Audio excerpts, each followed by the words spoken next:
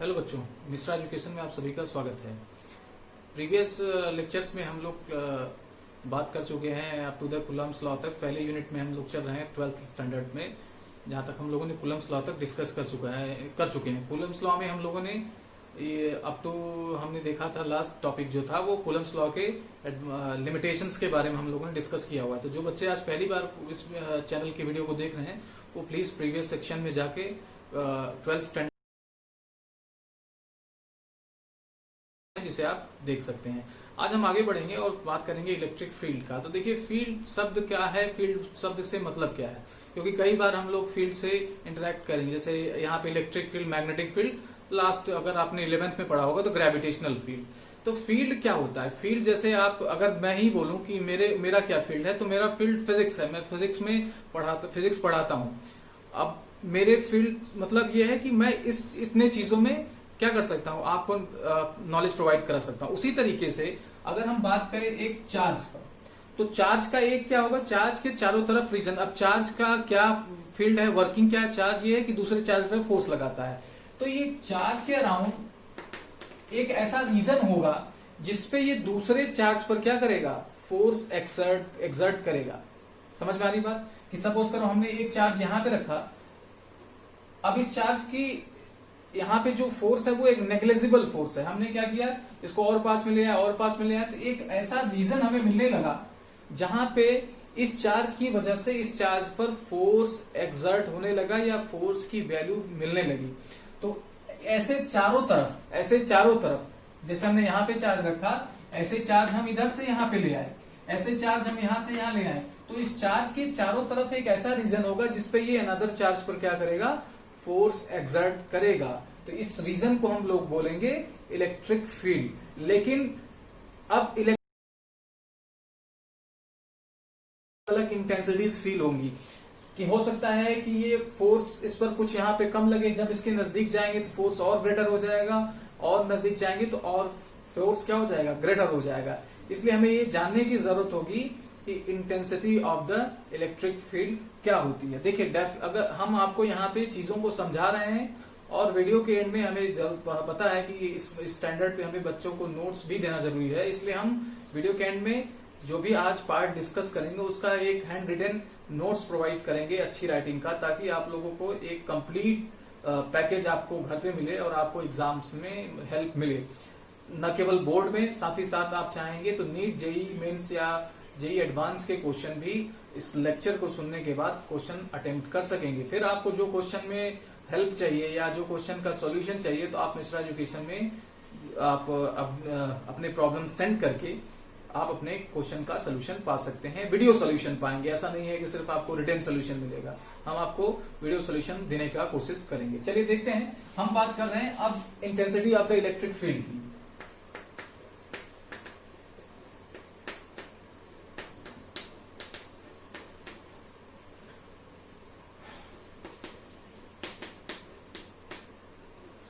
Okay, देखिए, जिस charge के अराउंड हम स्टडी करते हैं उसको हम बोलते हैं सोर्स चार्ज। जैसे मैंने इस चार्ज को अभी बोला था कि ये क्या है, आपका फिक्स्ड है, हम दूसरा चार्ज ले आ रहे हैं, तो ये आपका सोर्स चार्ज बोला जाता है।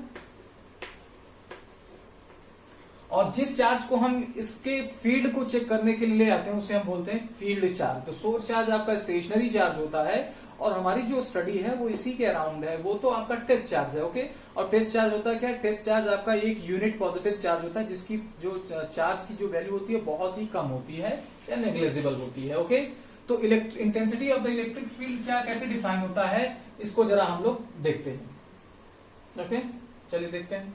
तो ये आपने देखा कि हमने एक चार्ज लिया, दूसरा चार्ज इसके चारों तरफ से किसी भी पॉइंट पर ले आए, और इस पे हमने देखा कि कितना फोर्स लग रहा है।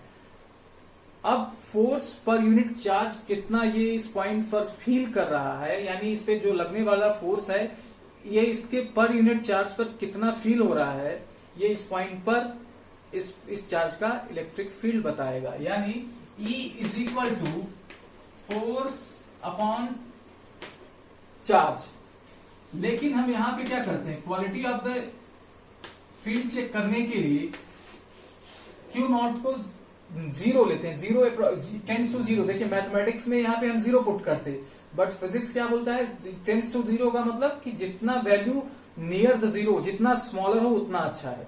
ये फिजिक्स में इसका स्पेसिफिक मीनिंग है। लेकिन अगर यही मैथमेटिक्स हम लोग करते तो limit Q naught is equal to हम लोग जीरो पुट करते। बट ये आपका फिजिक्स है, यहाँ पे कोई भी मैथमेटिक्स सेंस के साथ की जाती है। ऐसा नहीं है कि हम कुछ भी कर लेंगे, जैसा सिस्टम बिहेव करेगा उस तरीके से हम लोग मैथमेटिक्स करेंगे। तो ये आपके इलेक्ट्रिक फील्ड की डेफिनेशन है। इलेक्ट्रिक फील्ड की इंटेंसिटी आप इससे निकाल सकते हैं। ये एक वेक्टर क्वांटिटी है, इसे कैपिटल से रिप्रेजेंट किया जाता है। इसकी यूनिट क्या होगी, इसकी यूनिट होगी, आप जानते हो न्यूटन्स की, फोर्स की यूनिट न्यूटन और चार्ज की यूनिट कूलम। तो न्यूटन्स पर कूलम इसकी यूनिट हो जाएगी। डायमेंशन आप फाइंड कर सकते हैं by putting the value dimension of F that is force and by putting the dimension of charge that is 80। Charge की डायमेंशन क्या होती है, 80 होती है, याद रखेंगे। फोर्स की mlt -2 रख के हम इलेक्ट्रिक फील्ड की डायमेंशन फाइंड कर सकते हैं। अच्छा, इलेक्ट्रिक फील्ड की दूसरी यूनिट होती है वोल्ट पर मीटर। ये आपको तब मिलेगा जब हम लोग पोटेंशियल पढ़ेंगे। पोटेंशियल में हम लोग देखेंगे कि पोटेंशियल का इलेक्ट्रिक फील्ड के साथ रिलेशन होता है, जहां से आप ये इलेक्ट्रिक फील्ड की दूसरी यूनिट निकालेंगे वोल्ट पर मीटर। तो फिलहाल अभी ये न्यूटन पर कूलम यूनिट होगी, याद रखेंगे। ओके, चलिए इसको मैं इरेज करता हूं। अब बात ये आती है कि अगर इलेक्ट्रिक फील्ड अगर वेक्टर क्वांटिटी है तो इसका डायरेक्शन क्या होगा। देखिए, जब वेक्टर क्वांटिटी है तो उसका डायरेक्शन भी होना चाहिए, एक मैग्नीट्यूड और डायरेक्शन। मैग्नीट्यूड हम देखने फाइंड कर सकते हैं जो प्रीवियस फॉर्मूला था, लेकिन इसका डायरेक्शन किधर होगा। तो देखने में ये आता है कि इसका डायरेक्शन पॉजिटिव चार्ज से अवे होता है। यानी अगर आप कहीं पॉजिटिव चार्ज देख रहे हैं तो इससे इलेक्ट्रिक फील्ड हमेशा अवे फ्रॉम द चार्ज होगा और नेगेटिव चार्ज के टूवर्ड्स होगा। तो ये हमें यहां पता लग गया कि electric field the direction of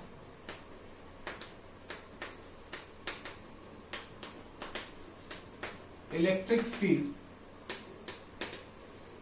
is away from the charge, away from the positive charge,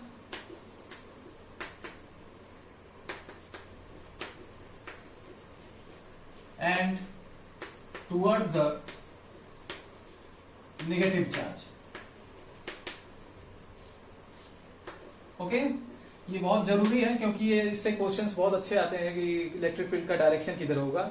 इसलिए इन चीजों को ध्यान देके आपको आगे बढ़ना है। ये खासकर इलेक्ट्रिक फील्ड के डायरेक्शन के बारे में आपको बहुत ही क्लियर होना चाहिए। तो पॉजिटिव चार्ज से क्या होता है, electric field away from the positive charge और नेगेटिव चार्ज की तरफ होता है। तो अगर कहीं आपको इलेक्ट्रिक फील्ड इस तरीके से दिया है, अभी हम लोग इसका इलेक्ट्रिक फील्ड लाइंस पढ़ेंगे तो ये और क्लियर हो जाएगा। लेकिन फिलहाल अगर इस तरीके से अगर आपको कहीं इलेक्ट्रिक फील्ड दिया है तो इसका ये मतलब है कि यहीं कहीं पॉजिटिव चार्ज का होगा, यानी एक इलेक्ट्रिक फील्ड का जनरेट करने का एक सोर्स होगा और ये इधर कहीं नेगेटिव चार्ज होगा। इस वजह से ये इस तरीके का बिहेवियर दिखा रहा है। हम अब इसको इरेज करेंगे। ओके, नेक्स्ट हम लोग जानना चाहते हैं किसी पॉइंट चार्ज की वजह से इलेक्ट्रिक फील्ड का क्या एक्सप्रेशन होगा। तो चलो सपोज करें हमारे पास एक चार्ज Q है और इससे R नॉट डिस्टेंस पर या R डिस्टेंस पे हमने एक Q नॉट चार्ज प्लेस कर दिया। किसी पॉइंट पर हम जानना चाह रहे हैं या R डिस्टेंस पॉइंट पर, R डिस्टेंट पॉइंट पर हम जानना चाह रहे हैं कि इस चार्ज की वजह से कितनी इलेक्ट्रिक फील्ड की वैल्यू होगी। ओके, तो अब देखिए पहले हम लोग ये जाने कि इनके बीच में फोर्स कितना होगा। तो फोर्स आप निकाल सकते हो by Coulomb's law. Force between the charges क्या होता है भाई, वो force is equal to 1/4 pi epsilon naught Q1 Q2 upon R square. तो यहाँ पे आपका F हो जाएगा 1/4 पाई एप्सिलॉन नॉट, या इसे K भी लिखा रहता है कुछ बुक्स में। तो K आपका वो क्या है, शॉर्ट नोटेशन है, बट एक्चुअली ये है आपका। इसके बारे में हम लोग पहले जान चुके। Q1 यहाँ चार्ज, दूसरा चार्ज Q नॉट है, उनके बीच का डिस्टेंस। तो ये आपका फोर्स का एक्सप्रेशन हो गया जब आपका चार्ज Q है आपका सोर्स चार्ज और Q नॉट आपका टेस्ट चार्ज है। ओके, ये बात हमको समझ में आ गई। अब by definition of electric field, by definition of intensity of electric field, short form में हम by definition of intensity of electric field,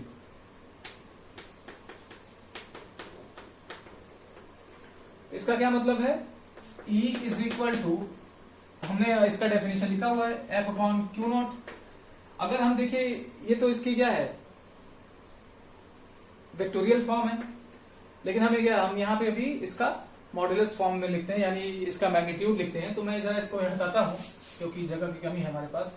तो E इज इक्वल टू कितना हो जाएगा, F की वैल्यू इसमें रख देंगे 1/4 pi epsilon naught Q1 Q not upon R square. ये तो आपकी F की वैल्यू है और E की वैल्यू में देखिए आपका ध्यान से Q नॉट है। ये क्यू नॉट इसके साथ मल्टीप्लाई करेगा पहले, फिर इससे कैंसिल हो जाएगा। ये सिंपल मैथमेटिक्स है जिसे आप कर सकते हैं। तो यहाँ इलेक्ट्रिक फील्ड का जो एक्सप्रेशन आ जाएगा वो आ जाएगा 1/4 pi epsilon naught Q1 upon R square. अच्छा ये Q1 नहीं, हम Q लेके चल रहे थे, आई एम सॉरी, ये Q1 नहीं होगा, तो ये QR अपॉन R स्क्वायर हो जाएगा। तो ये आपका रिक्वायर्ड एक्सप्रेशन है किसी पॉइंट चार्ज की वजह से किसी पॉइंट पर इलेक्ट्रिक फील्ड का, ये आपका एक्सप्रेशन है। अच्छा ये वेक्टर क्वांटिटी है, तो वेक्टर क्वांटिटी होने के कारण इसका क्या होना चाहिए, डायरेक्शन होना चाहिए। तो ये दोनों चार्जेस को मिलाने वाली लाइन के थ्रू क्या होगा, वैलिड होगा। तो ये Q square upon R cap, ये इसका वेक्टर फॉर्म हो गया। ओके चलिए अब हम लोग आगे चलते हैं और इलेक्ट्रिक फील्ड का हमने एक्सप्रेशन देखा कि E is equal to 1/4 pi epsilon naught Q upon R square.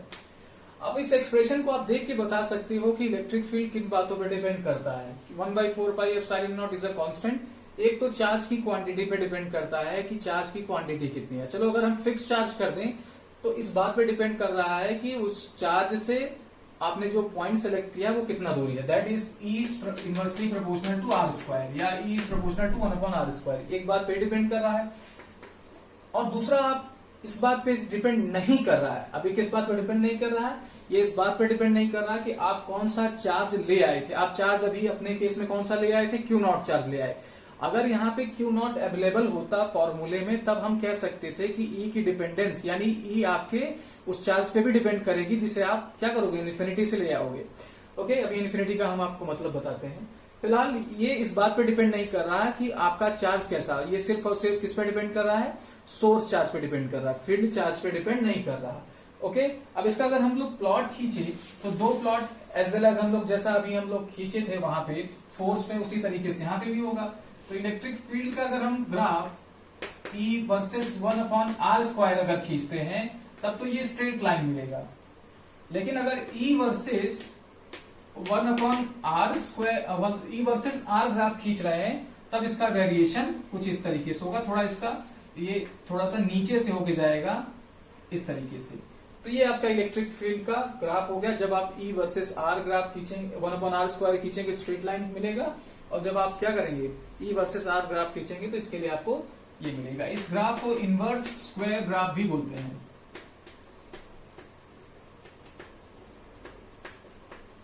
Okay तो ये आपका इलेक्ट्रिक फील्ड का ग्राफ हो गया। अब इसको आप चाहे अभी लिख सकते हैं, लेकिन लास्ट में हम लोग आपको इस सेशन का आपको नोट्स प्रोवाइड कराएंगे, इसलिए आप खाली वीडियो को ध्यान से सुने। चलिए इसको मैं अब मिटाऊंगा। अगर इलेक्ट्रिक फील्ड अगर आपका चार्ज किसी मीडियम में प्रेजेंट है तब आपका क्या इलेक्ट्रिक फील्ड की वैल्यू होगी, जब आपका चार्ज किसी मीडियम में प्रेजेंट है तो E is equal to 1/4 pi epsilon रहेगा ही रहेगा, साथ में K आ जाएगा। K आपका डाइलेक्ट्रिक कांस्टेंट होगा। आप जिस मीडियम की बात कर रहे हैं, जिस मीडियम में आप चार्ज प्लेस किए, Q upon R square. Okay K की वैल्यू आपकी 1 होती है आपके फ्री स्पेस या एयर के लिए। हम लोग K की वैल्यू क्या करते हैं, 1 लेते हैं, और K की वैल्यू इनफाइनाइट लेते हैं आपके मेटेलिक बॉडी के लिए। ये बहुत इंपॉर्टेंट है, इसको आप नोट किए रहेंगे, काम देगा आपको। ओके चलिए आगे बढ़ते हैं हम लोग इसको इरेज करके। अब हम लोग देखते हैं कि अगर हमारे पास ग्रुप ऑफ चार्जेस है तो इलेक्ट्रिक फील्ड किसी पॉइंट पे किस तरीके से बिहेव करेगा। सपोज करो हमारे पास ये पॉइंट है, ये पॉइंट है, ये पॉइंट चार्ज Q1 Q2, ये पॉइंट चार्ज Q3। हम इस पॉइंट पर क्या कर रहे हैं, इलेक्ट्रिक फील्ड निकालना चाह रहे हैं, तो हम पहले Q1 चार्ज की वजह से इलेक्ट्रिक फील्ड फाइंड कर लेंगे, फिर Q2 की वजह से, फिर Q3 की वजह से फाइंड कर लिया, और फिर इन तीनों का वेक्टर सम कर देंगे। तो इस पॉइंट पर इन तीनों चार्जेस की वजह से आपको इलेक्ट्रिक फील्ड मिलेगा। इससे हमें ये पता लगता है कि इलेक्ट्रिक फील्ड का किसी पॉइंट पर नेट इलेक्ट्रिक फील्ड अगर हमें निकालना है ग्रुप ऑफ चार्जेस या सिस्टम ऑफ चार्जेस की वजह से, तो उनका वेक्टर सम करना चाहिए। तो यहाँ पे आपका जो ई नेट इलेक्ट्रिक फील्ड आपको मिलेगा वो vector E1 plus vector E2 dot dot vector En, हम अगर n चार्ज की बात करें, जिसे हम principle of superposition of electric field भी बोलते हैं। ओके देखिए यहाँ पे एक आपको इंपॉर्टेंट बात बता दें, कोई इंपॉर्टेंट बात नहीं है लेकिन फिर भी ऐसा हम लोग कंफ्यूज होंगे। हम बोलते हैं, देखिए इलेक्ट्रिक फील्ड अलग चीज है, intensity of the electric field अलग चीज है, बट हम क्वेश्चंस में इलेक्ट्रिक फील्ड अगर आपसे पूछा जा रहा है तो आप E is equal to F upon Q naught की वैल्यू निकालेंगे या E is equal to 1/4πε Q upon R square की को फॉलो करेंगे। हम इसके आगे बहुत सारे सिस्टम का इलेक्ट्रिक फील्ड फाइंड करेंगे जो आपके कई बार आपके नीट और जेई मेंस के एग्जाम में पूछे गए हैं। साथ ही साथ बोर्ड्स में जो क्वेश्चन आते हैं वो भी हम लोग डिस्कस करते हुए आगे बढ़ेंगे। तो आपको ये कंप्लीट पैकेज मिश्रा एजुकेशन से घर पे मिलेगा और एक अपने फ्रेंड्स में भी ये वीडियो शेयर करें और चैनल को ज्यादा से ज्यादा सब्सक्राइब करें, जिससे हमें ये पता लगे कि हाँ हम सही, हमारा अप्रोच सही है कि नहीं, हम लोगों के पास पहुंच रहे हैं कि नहीं। आई नो कि ये आज कोविड-19 का दौर है, इस हमें ऑनलाइन ही काम करना पड़ेगा, ये हमारी भी मजबूरी है और आपकी मजबूरी है। इस वजह से हम आपको better and better education provide कराएंगे, जैसा कि हमारा लोगो भी है कि स्टडी इन सिंपल वे। तो किसी भी चीज को कितना सिंपल हो सके इसका भी ध्यान देते हुए और ऑथेंटिक और परफेक्ट नोट्स आपको मिलेगा।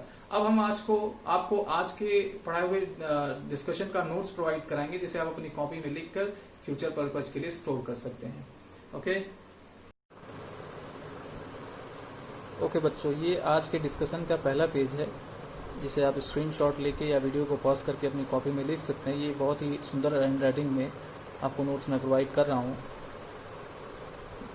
ओके, चलिए चलते हैं नेक्स्ट पेज की तरफ। ये आज के डिस्कशन का दूसरा पेज है, जिसमें आपको पॉइंट चार्ज की वजह से इलेक्ट्रिक फील्ड निकाल के दिखाया गया है। ये आज के डिस्कशन का तीसरा पेज।